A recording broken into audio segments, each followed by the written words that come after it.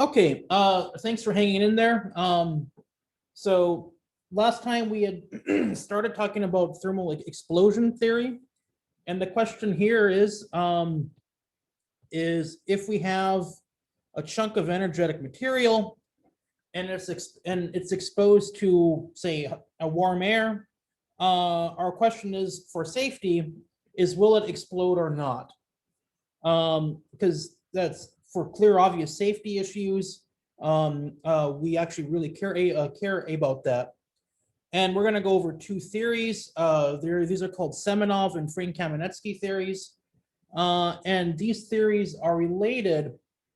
They are actually closely related to one another, and they are related to a much more complicated phenomena called cook-off. And cook-off is when you have, say, a chunk of explosive or rocket propellant, and it's subjected to a fire, and you slowly heat it up. And for safety applications, say if you want to store a bunch of ordnance in a bunker or a rocket in a silo for a very long time, you would like to understand the processes of how a slow cook-off or a cook-off event, how a slow heating event or rapid heating event can ignite ignite an energetic material. But the actual cook-off, the sort of real process of how this does blow up, if it does blow up, is extremely complicated because you'll find out later on when we get through these notes. It'll start reacting first in the middle, and then there will be all sorts of really crazy solid mechanic effects and cracking, things like that. And our Semenov and Frank-Kamenetsky theory is going to neglect all those processes, but the actual real cook-off processes do. And to this day, there's no good theory for cook-off. So if you guys want to make a splash in modeling of energetic materials, work on cook-off. Okay, and so the Semenov and Frank-Kamenetsky theories, they're all based on a runaway reaction induced by temperature. And as I mentioned in the previous lecture, that is due to the sort of switching effect that is caused by the nonlinear dependence on temperature of the Arrhenius term right here. Okay, so at low temperatures, it reacts, the chemical reaction occurs very slowly because of this term, and at high temperatures, it can jump by about 5-6 orders of magnitude, or even 15 sometimes, and so that helps quite a bit. And so now to understand how these explosions work, we can actually build in more of the explosion safety community for, say, gas and dust explosions. There's a process called an explosion feedback loop. And for all the different types of explosions, there is a slightly different version of this feedback loop. But let's just consider our thought experiment. We have a chunk of energetic material. What's this? Can move that down here.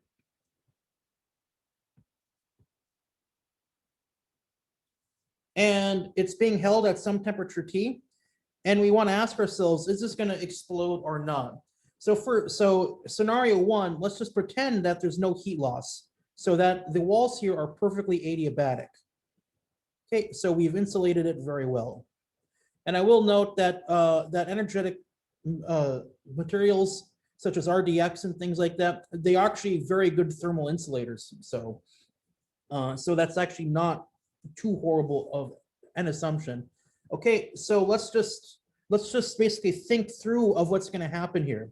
So first, there's going to be some reaction because the Arrhenius term may be slow, but it's not exactly zero. So and propellants and some energetic materials will slowly oxidize over time. If they sit in a bunker for 50 years, some will slowly oxidize. They will definitely not explode, but they will react slowly. So let's just ask ourselves a question here. So the outer edge of the energetic material is perfectly insulated, and now there's going to be some reaction, maybe not much, but then that chemical reaction is going to increase the temperature inside here a bit. So now the temperature inside goes up a little bit. So now what happens when the temperature goes up? Well, we go back to our Arrhenius term and say we've basically say we are following this red curve, and we increase the temperature from here to here. Well, we've now increased the chemical reaction rate by maybe a factor of 10. So now it reacts faster. So we go back up, and now the chemical reaction occurs faster. And now, because of that faster chemical reaction, the temperature increases faster. And so now the temperature here is now a little bit higher than its initial starting point. Then that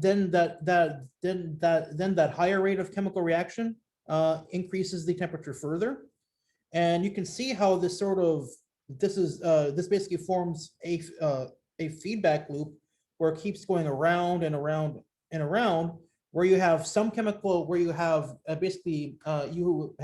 you have a feedback loop where basically chemical reaction increases the temperature, and the temperature in turn increases the rate of chemical reaction. Well, this cycle can't sustain for too long, so after many cycles, it'll explode thermally. Okay, so are there any questions with that?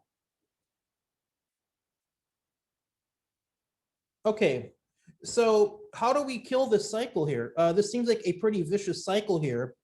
And one way to kill it is we can't do anything. Say we're handed a chunk of energetic material, and so we can't really do anything about the green area here, but we can get rid of the insulation and we can allow some heat loss. So now what happens? So what can happen hypothetically if there's some heat loss? So how can we stop this explosion feedback loop? Well, let's add some heat loss. Let's get rid of the insulation on this and add some Q dot loss. Okay, and so that scenario, that scenario could basically look like this. Well, the first two steps are kind of the same. Is that there will be some chemical reaction in the energetic material, okay, and that tiny bit of chemical reaction will increase the temperature. But now we have heat loss. Now what's going to happen is that heat loss is going to decrease, is basically going to counteract that increase of temperature due to chemical reactions. Okay, and so if the heat loss is sufficient, that will decrease the chemical reaction rate back to its original value. Then we go back up to here, and now we basically proceed through the exact same three steps, but instead of running away where at step one the temperature keeps increasing, here due to this heat loss, the temperature at step one is basically always the same. And so this here is now hypothetically a steady cycle, and it can basically theoretically run forever if conditions are appropriate. So now what we're going to address here is using the Semenov and Frank Kamenetsky theories, are basically what conditions allows the cycle to be stable or this cycle to thermally run away. Okay, so are there any questions with this and where we're going? Okay, so first we'll go over Semenov theory. That's the easier of the two. And so with Semenov theory, we are going to consider that the chunk of energetic material is itself a rigid container. And we're going to assume a convective heat loss of energy from the surface. And so that rate of chemical energy loss would be just the convective heat transfer coefficient times the surface area times the wall temperature basically minus the ambient air temperature. Okay, and so essentially what Semenov theory does is when he's analyzing this heat loss with convective heat transfer, he's assuming that all properties of the energetic material, such as density, specific heat, etc., thermal conductivity, etc., are constant. So basically, the density is the same here as it is here, even if this portion here is burned and this portion is not burned. He assumes that the container that it's in is perfectly rigid. He assumes constant heat transfer coefficient, and he assumes constant pressure. So how can we assume constant P and constant density? He treats it as an incompressible, that the solid is incompressible, which means constant rho.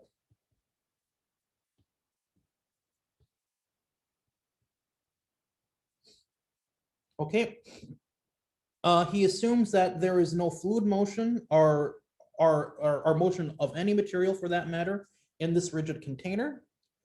And so basically those kind of make sense. You just have a chunk of solid material sitting there, and he's only interested in ignition. And if you're only interested in ignition, the temperature is not going to change that much before it starts to run away. So under those limiting criterion, there's not going to be that much change in the thermal physical properties of this material, and there's not going to be that much motion of the solid material as it starts to burn. Now, basically one ansatz that he does need to make this tractable, in your guys's and you guys will be correcting this assumption on your homework, but that does mean you need to solve differential equations numerically, is that for the entire ignition process, he's only interested in the first tiny little bit. And so because if there's substantial reaction, there's going to be a huge amount of depletion of the mass fraction of the reactants in the of our energetic material. So since he's only interested in the very first portion, where he's interested in the portion of basically when it heats up to just before it ignites, and basically after that his analysis is not valid. And during that ignition process, just before it ignites, the mass fraction of the reactants barely changes. So he's going to assume that that in his analysis that the mass fraction of the reactants is essentially 1, and you can treat it as the mass fraction of the reactants as a constant, even though there is chemical reaction inside of this. Again, that is not an exact approximation. It just makes the analysis more tractable for them. Okay. But it is justified because, as I said earlier, if the mass fraction is significantly less than 1, that means your chunk of energetic material blew up. Okay, and then tracking the process after it ignites and how it blows up, we'll get into that a little bit when we do detonation theory, which is after this.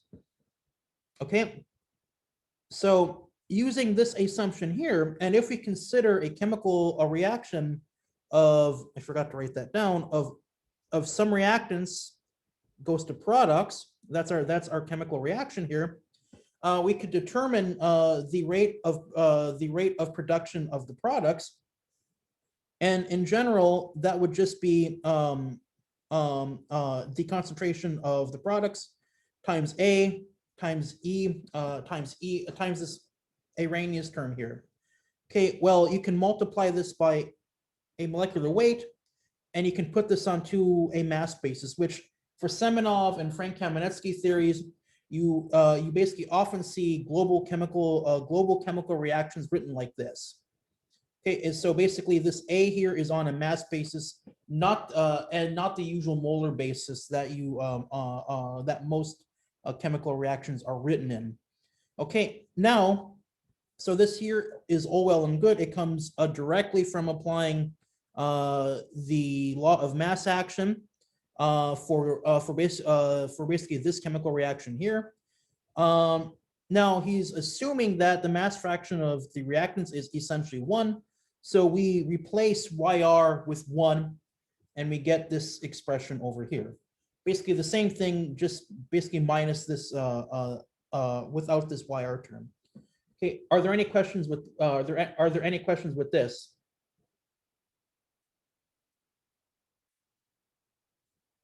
Okay, so moving on. So this is what he's assuming, and he's also assuming that the temperature is uniform in inside the vessel. And Frank Kamenetsky corrects for that, and so that is not the best assumption in the world. And we will go over why that is not the best assumption in the world. But nonetheless, Semenov theory is still extremely useful. Okay, and a lot of the and I'm not going to assume 8 anymore. So I'll just assume that the T naught is the initial temperature. Okay, so now we want to analyze this system here. And so here we're basically going to do a control volume analysis here. That is one way to derive these equations, and that's what I'll show you. So we got a control volume analysis, and we need to apply conservation of mass, species mass, and energy. Because we're not interested in motion, we don't need to consider conservation of momentum or Newton's second law. We don't need to consider those. So here we just do a CV analysis. So the conservation of mass in our vessel states that the time rate change of mass with respect to time is equal to 0. Because again, we assume it's inside of a rigid container and there's no material that is leaving. So that means that d rho v dt is equal to 0. This here is just mass, which implies that rho times v is equal to mass is equal to a constant. But furthermore, we can also note, we can also play with this term a bit and state and basically find that not only is mass constant, but because of our assumption of a rigid vessel, you can also go through some math and also prove that based on our assumption of a rigid vessel, the density is constant. And so basically the assumption of constant density also works, of constant density in the vessel works, even if this material in here is even say hydrogen oxygen, basically rather than a solid chunk of RDX. If this was even hydrogen oxygen, Semenov theory still applies, and so it's actually quite useful. Okay, and so but here we are just talking about the density inside of material inside of the vessel. Okay, so that's just standard conservation of mass. Now we got species mass. So here we have the time rate change of the total amount of species.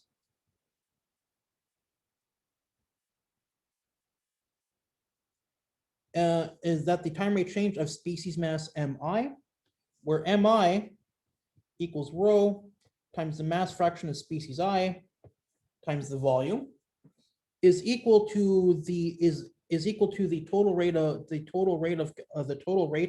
of chemical reaction in our vessel.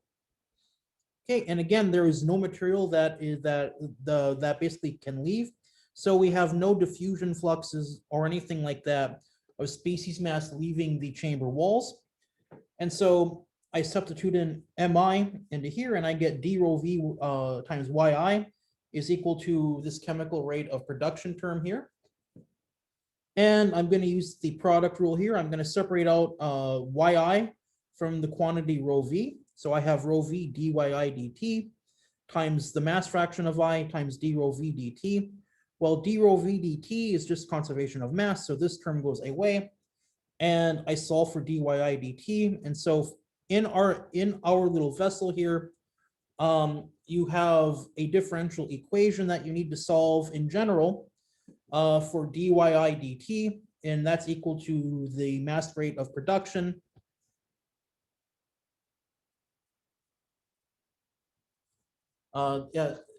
divided by the density.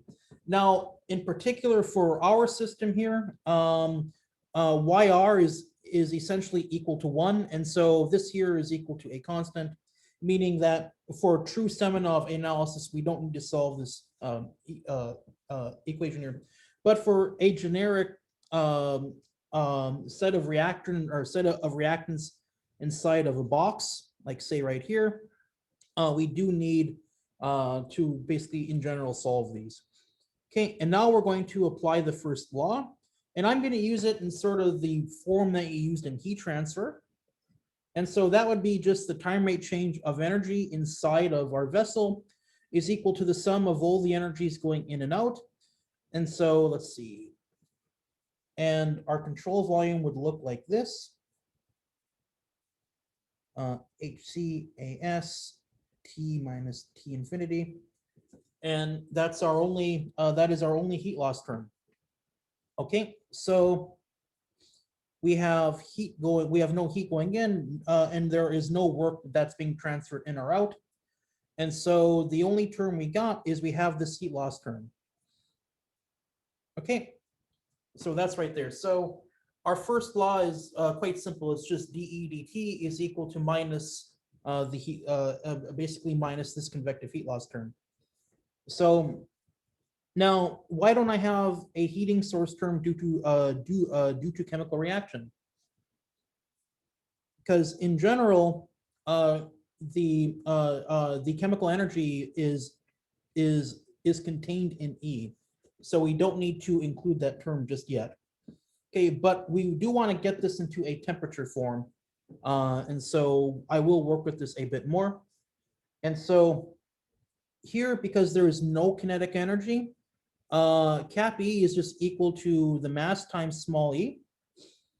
And then we can say that dE dt is equal to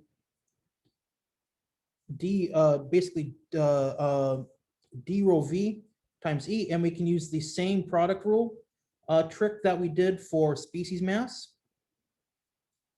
And we have just the time rate change of mass, which is 0, times the internal energy is equal to the mass times the internal energy. So then we have that rho, that basically mass times the time rate change of internal energy is equal to the heat that is leaving the system. So now this system will work, but we do need temperature.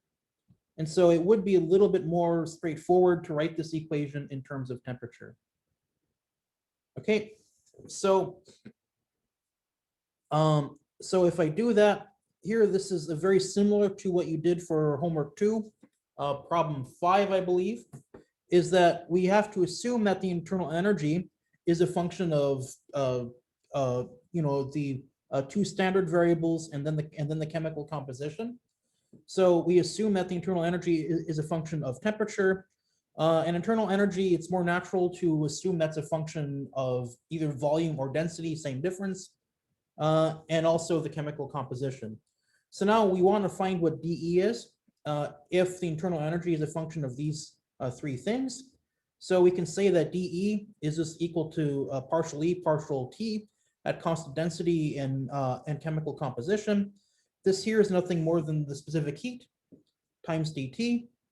We have dE d rho at constant T and yi times d rho, but rho is constant, so this term goes bye-bye. We don't need to worry about it.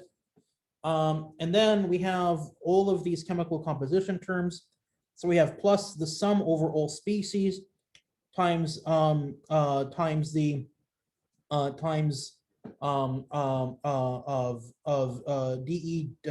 dyj at constant temperature, density, and chemical composition times dyi. Okay, and this is related.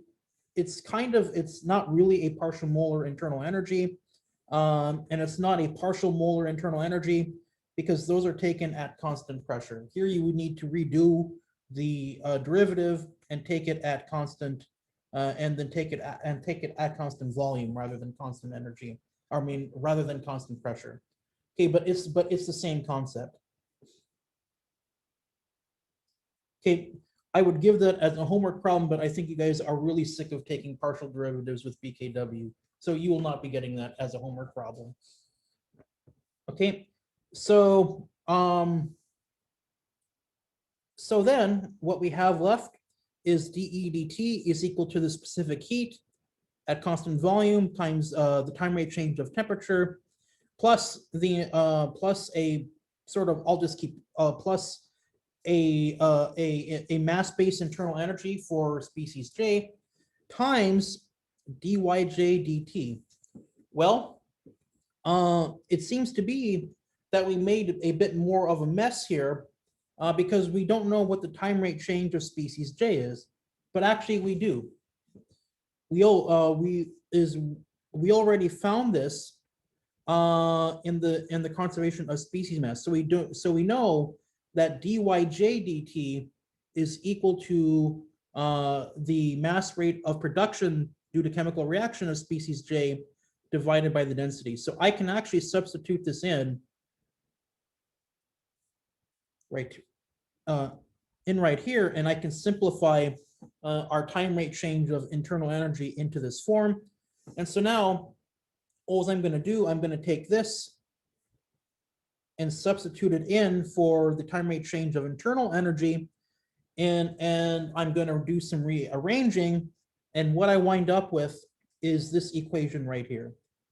Okay, and so this is conservation of energy for a closed volume with convective heat loss and a chemical energy source term of the temperature.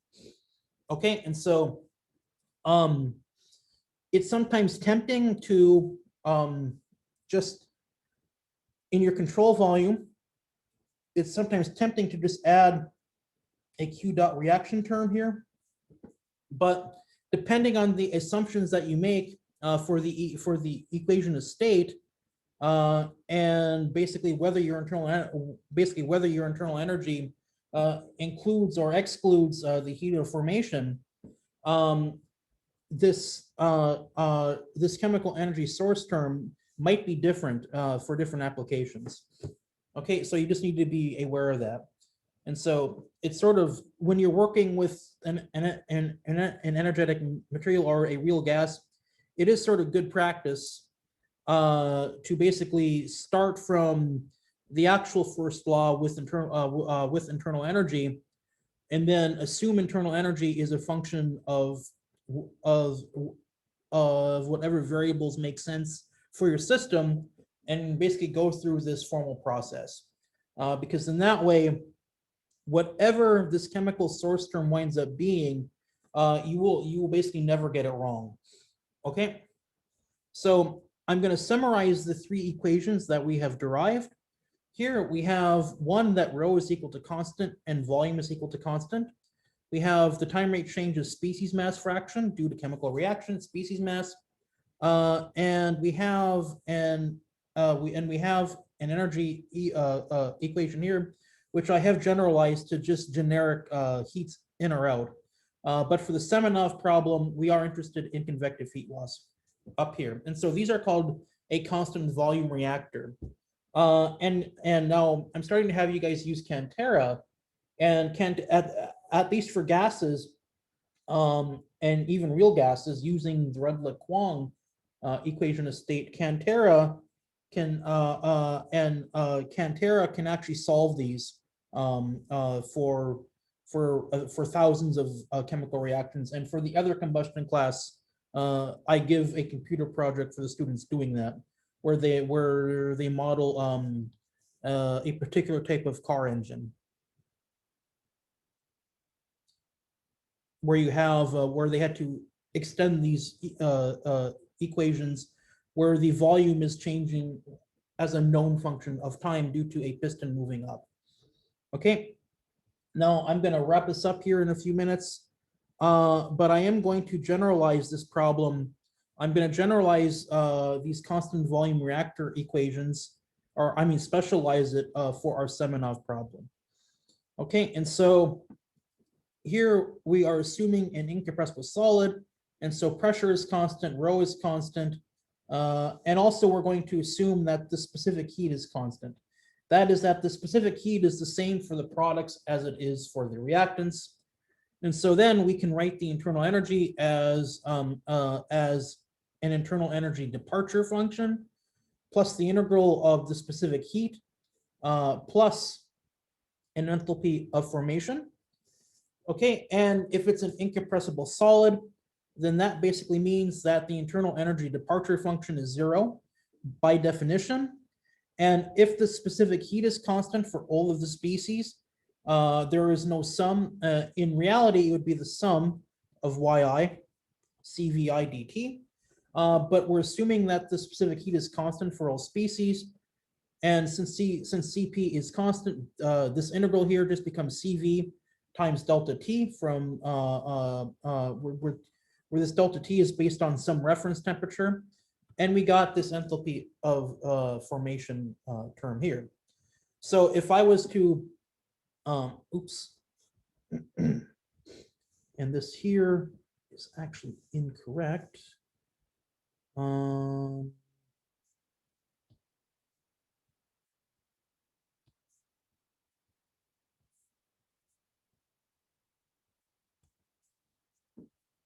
Okay, and then actually,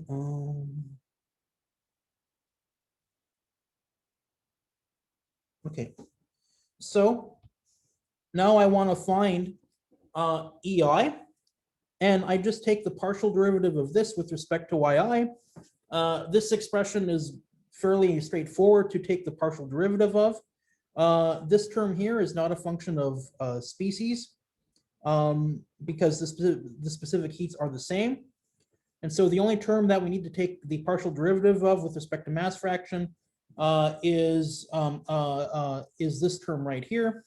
And basically you can just take the derivative of that with respect to yi. And so even though it can be a giant term involving thousands of species, the only one that has a yi in front of it is HFI. And so EI just turns into the enthalpy of formation for species I. Again, this is for this problem only, and that's because we assume that the specific heat is constant for each species. And so there's essentially no sum here that we need to worry about. And then also the enthalpy, or the internal energy departure function, is also 0. Okay. Then we can work with this a bit more. So now this term here just turns into basically minus the sum of omega dot I HFI, and we can work with that a little bit more and transition it into a form that we can that you would typically find in a textbook. So we consider this for the Semenov problem that the reaction was R goes to P. Then this implies that the mass rate of consumption of the reactants is equal to minus the mass rate of production of the products, because basically all mass from the reactants is going to the products. So we now are going to work with the sum here for our two species, and so that's just the enthalpy. And using the result above, that's just the enthalpy of formation for species R times the species R mass rate of production, and then plus the enthalpy of formation of the products, plus the mass rate of production for the products. I'm going to use this relation here and factor out the mass rate of production for the reactants. And we got this, we got this enthalpy of formation difference. I'm going to call this Q, which is really nothing more than the overall heat of reaction between the reactants and the products for our explosive. And so our sum here just becomes omega dot R times Q. And recall from our law of mass action, where we are assuming that YR is approximately 1, we have that the time rate change of the concentration of R is equal to minus some rate constant times the concentration of R. And using the law of mass action, we get that. And then I need to convert to a mass rate of production. So I just multiply this by the, I multiply the time rate change of concentration by the molecular weight. And then I basically substitute this in, and I get this here is nothing more than basically rho R. So I just took this expression from the law of mass action and multiplied it by the molecular weight of species R. So now I know that omega dot R is just minus rho times YR in general times the prefactor times the Arrhenius term. Okay. So then I know what omega dot R is. I know what the sum is. And so basically I'm going to use this expression here and substitute in omega dot R. And I wind up with that the sum of the mass rates of production multiplied by the species internal energy is nothing more than basically omega dot R times a heat of reaction. And then I'm going to take this and I'm going to substitute it into our Semenov equation here. And I wind up with this equation here in general.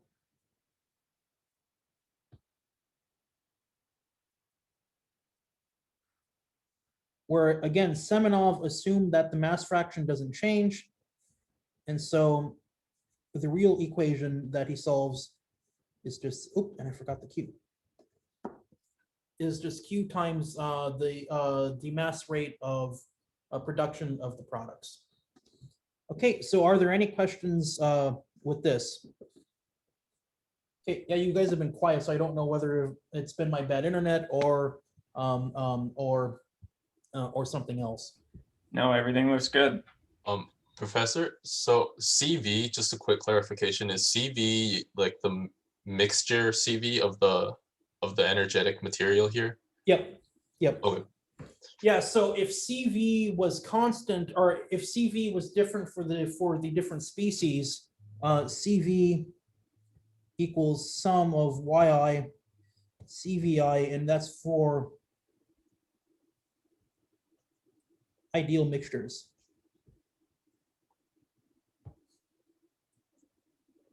Okay, and so that's a CV for the mixture. And then if this was a real gas, then there'd be plus a sort of CV departure term too, that you do need to account for. But yeah, okay. And again, one consequence of this